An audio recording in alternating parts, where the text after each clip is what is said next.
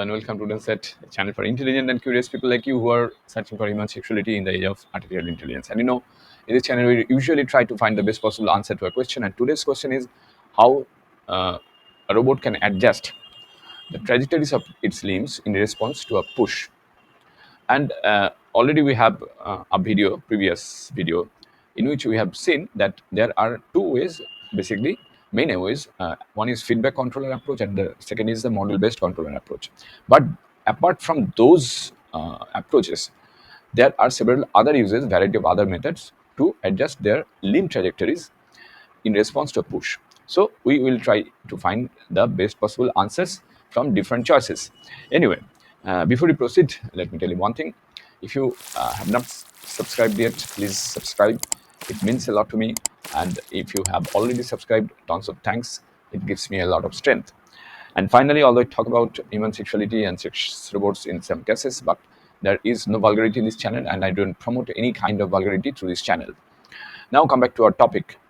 In addition to feedback controllers and model-based controller approaches, there are also variety of other ways so that a robot can adjust the trajectories of its limbs in response to a push. Let's see what they are. For example, robots can use machine learning to learn how to adjust their limb trajectories in response to different types of pushes. Because, as long as if you think of a physically intimate act or any kind of sexual acts with a robot partner, there are a lot of pushes and pulls involved in those acts. And in that case, robot can also the computer vision model to detect and track the direction and magnitude of a push, and to adjust accordingly. They adjust their limb trajectories accordingly. Okay, so the specific method that a robot uses to adjust its limb trajectories in response to a push will depend on the robot's design and the specific limb that the robot is performing. Now, if you think of any kind of physically intimate act, you know what kind of limbs are necessary for that actions.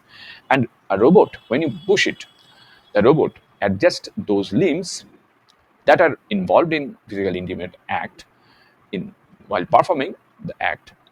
It adjusts its limb trajectories in response to will depend on the robot's design. As I said, it entirely depends on its design. However, all of these methods rely on the robot's computer to process sensory data, make decisions, and generate control signals. And the here, let me give you some examples so that you can adjust the whole thing properly. How a computers might adjust the trajectories, robot's computer, of the limbs in response to a push using a feedback controller. First of all, the robot's computer receives sensory data from the robot's force sensors. We talked about force sensors in a separate video. Please kindly watch that video. You will get those videos. I think 3 or 4 videos back, I have discussed that, which measure the amount of force that is being applied to the robot's body. Number one. Number two is the computer uses the data to estimate the direction and magnitude of the push. And the number three is the computer then calculates the necessary control signals to adjust the trajectories of the push limbs to maintain the robot's balance and stability. And the number four is the computer sends the control signals to the robot's actuators, which move the robot's limbs according to the desired trajectories. Okay, so there are, not only feedback controller or model-based controller, but there are other methods or ways like machine learning or computer vision, and there are a lot of other sensory data and actuators are involved in the whole process. It's a very, very complex process. Now you might wonder whether, and it of course it needs a lot of computation power and a lot of resources and energy. Now you might wonder whether that is really needed for humanity to waste so much energy and so much resources for a robot partner just for some physical pleasure. You might wonder, you might ask, you might think that whether that is a dehumanization of sex or sexual objectification. But I have already said about this in several videos, and in my opinion, this is a kind of dehumanization of sex, because